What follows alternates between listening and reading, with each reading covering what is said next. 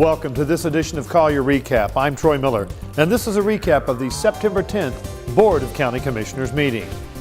The board began the day with 4 proclamations. First up, the week of September 9th through 13th was designated as the Partnership for Collier's Future Economic Industry Appreciation Week in Collier County. The award was accepted by John Cox, President and CEO, and Michelle Schmelzel, Chairman of the Board of Partnership for Collier's Future Economy. Michael Wynn, Chairman of the Board of the Greater Naples Chamber, Edward Morton, Co-Chairman of the Partnership for Collier's Future Economy, and Bruce C. Register, Director of Collier County's Business and Economic Development Department. Next, the board recognized the United Way of Collier County for their dedication to the citizens in the community. The award was accepted by United Way of Collier County board member Brandon Box. We're super excited about a $2.6 million campaign for this year. It's a mighty, but I believe attainable goal, and it's because of folks like the county, your great support of the commissioners, former board member, president, and chairman of United Way of Collier County, Leo Oakes, Steve Carnell, who is a loyal board member and jumped in with 2 feet to the United Way of Collier County. So thank you all to Team Collier, those who are here and those who are not here. We really appreciate your support and couldn't do it without you. The next proclamation recognized the Gulf Citrus Growers Association for its focus on key issues of economic importance to the sustainable growth and development of the citrus industry in the region and in Collier County. The citrus industry and the vegetable industry producing fresh products and domestic food are wonderful ambassadors for the state. It's a sunshine state, fresh products, fresh from Florida. Thank you all for everything that you do and the hard work that you produce for the community and for Collier County every day. Thanks so much. The final proclamation of the day designated September 21st as Fall Prevention Awareness Day in Collier County. Falls are the leading cause of fatal and non-fatal injuries among Florida's senior population and result in significant physical, personal, social, and economic burden. Fall prevention education is a key first step to increasing public awareness regarding elder fall prevention and home safety. The award was accepted by George Aguilera and members of the Injury Prevention Coalition. The commissioners honored Naples Transportation and Tours as the business of the month for September. Naples Transportation and Tours provides luxury transportation services throughout Southwest Florida. Their fleet includes sedans, SUVs, vans, limousines, buses, and trolleys. Naples Transportation and Tours operates Naples Trolley Tours, Everglades Excursions, and Segway Tours of Naples. Congratulations to Naples Transportation and Tours, the September Business of the Month.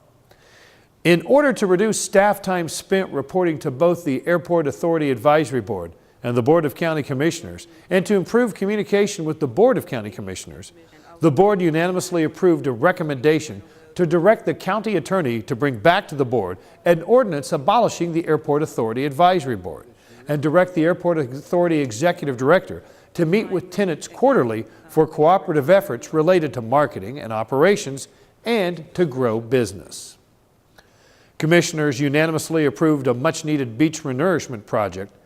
They approved the standard construction contracts and budget amendments for Eastman Aggregates to renourish the Vanderbilt and Pelican Bay beaches with a maximum of 95,000 cubic yards of upland sand for a maximum cost of $3,532,179.99.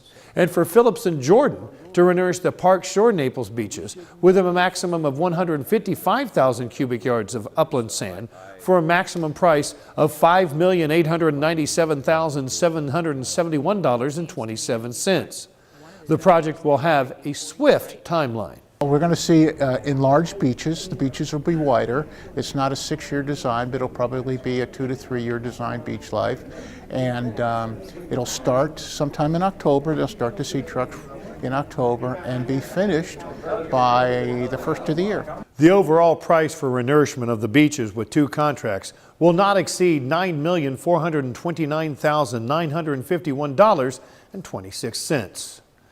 The board heard a recommendation to approve an interlocal agreement with the East Naples Fire District for operational management of the Isles of Capri Fire District. Many residents from the Isles of Capri were on hand to give their input to the process.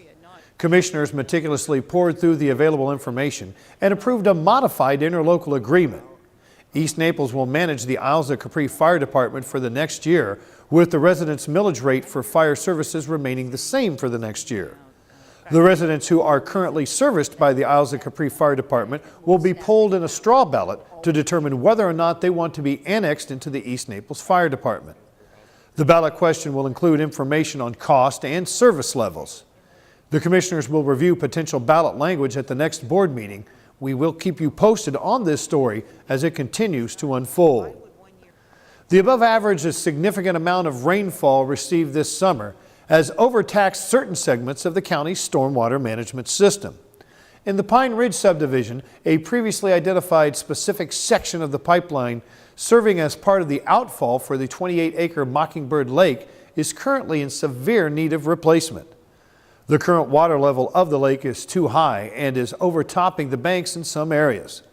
The poor condition of the subject section of pipe is creating a restriction to flow and impeding discharge of stormwater from the area. This actually is a planned stormwater project for fiscal year 14, but we can't really even wait a few more weeks till fiscal year 14 starts. So they voted today to advance some money to start pumping the lake down and help us prep the site to replace the pipe. The board unanimously voted to expedite the removal and replacement of approximately 380 feet of collapsing stormwater management system pipe in the Pine Ridge subdivision in an amount not to exceed $100,000. Commissioners approved the FY 2014 business plan for the Office of Business and Economic Development. The plan also outlines the outcomes that the office hopes to achieve over the course of the FY 2014 year, including desired economic indicators that the office will use to define success. Such indicators include employment growth, net earnings, employment rate, committed jobs, and other such indicators. Additionally, the business plan outlines other outcomes, including maintaining and improving a business-friendly permitting process and regulatory environment, increasing organizational capacity, and achieving community support. The Chokoloskee Bay Bridge is now one step closer to receiving its much-needed replacement. The board approved a change order to the contract for the design and related services for the replacement County Road 29 bridge over Chokoloskee Bay. The purpose of this project is to improve the serviceability of the Chokoloskee Bay Bridge connecting Chokoloskee Island to Everglades City along County Road 29 and Copeland Avenue. The existing bridge was built in 1955. The new bridge will be a 100-year design and is to include parking areas for fishing. Invitation to bid number 13-6122R in the amount of $1,214,943.99 was awarded to Kyle Construction Incorporated to replace the water mains on 91st and 92nd Avenues North under project number 71010. Project manager Tom Schmelik gives us the details of the project. This project is part of the larger overall program executed over multiple years to replace about 94 miles of asbestos concrete pipe. It's some of the oldest pipe that's been installed in the county since 1966. So we've had a lot of breaks in these areas, and in order to remain compliant and provide safe, reliable water, the pipes need to be replaced.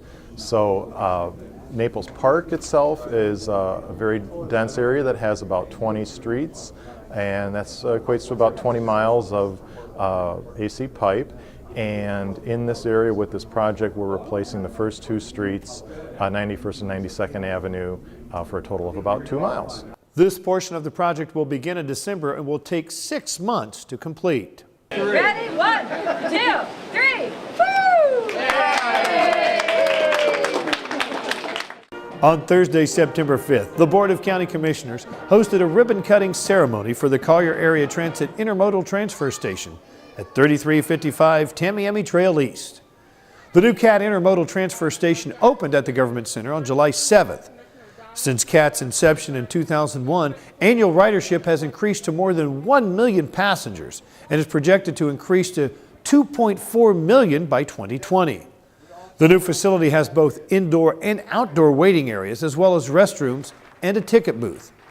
Commissioner Tim Nance addressed the crowd. What's wonderful about this, and what's so special and remarkable about the job that our staff has done, is the perseverance that's taken to do this on a topic that's really not that exciting. When you talk about Naples, I doubt you have everybody that says, you know what, I can't wait to go to Naples to ride the transit system. But what they do is they like to travel across a huge county. And we have Collier County, one of the largest counties in the eastern United States. We should be so very proud that we are on the cutting edge of transit, of adding an efficient way to move our citizens to and from where they want to go. It helps build our economy. It helps the planners plan our growth. It helps our transportation be more efficient. My congratulations to everybody. For more information on CAT, call 252-4000. Friday, September 6th, the State Surgeon General and Secretary of Health, Dr. John H. Armstrong, visited the Florida Department of Health in Collier County to promote the Healthiest Weight initiative. Dr. Armstrong spoke with us about that important initiative. What I'm doing is traveling across the state talking about the #1 public health threat to the future of Florida. And that threat is the challenge of weight. You see, currently only 35% of Floridians are at healthy weight, which means that 65% are overweight or obese. And on our current trend, by 2030, almost 60% of Floridians will be obese. But what scares me more than that frightening statistic is the reality that on our current trend, 6 out of 10 babies born today will be overweight or obese before graduating from high school. That is not a future that any child, adult, or family wants here in Florida. And the good news is we can do something about this starting now. What we have launched is the Healthiest Weight Florida initiative. It is a public-private partnership where we're collaborating with state agencies, with community organizations, local governments, businesses, uniting to define for Florida's kids, adults, and adults, and families how to eat healthier and put activity back into living. For more information, go to healthiestweightflorida.com. That's all for this edition of Collier Recap, your recap of the September 10th Board of County Commissioners meeting. Now, if you want to review all or part of any County Commission meeting, visit colliergov.net and click on the Video Archive section. Once in the Archive section, select the meeting you want to review. Now, for BCC meetings, you can use the convenient drop-down menu to select and jump to any item of your interest. For additional information on Collier County government, visit our Facebook page at Collier County Government. You can also check out videos about government services at the Collier Gov YouTube channel. I'm Troy Miller. Thanks for watching Collier Recap, and we'll see you next time.